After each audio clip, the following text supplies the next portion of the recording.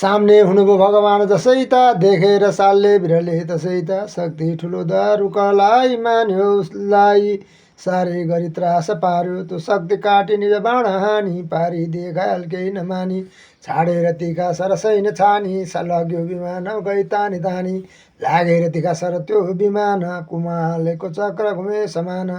लाग्यो घुमे विमान गिद्धसरी झैँ चौतर्फा आकाशमा माल भाला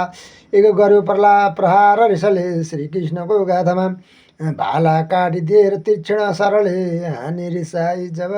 छाडे थियो सरसल्ले प्रभुजीको हो ताकेर बाहु तब लाग्यो बेसरी चोट बाहुलीमा विशेष सामान्य जस्तै गरी त्यो शङ्का धनु खस्यो र रथमै मूर्छित भए श्रीहरि देखि आफ्नो प्रभाव साल्य खुसीले गर्जो निकै बेसरी थालो बोल्न अनेक दुर्वाच्य त्यो चर्को गरे त्यही गरे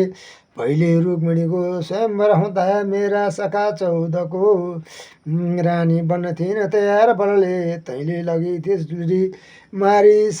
ती शिशुपाललाई मखमा न्यायद्वारा जब केही बेर ढटिरहेछ समरमा मार्छु तँलाई अब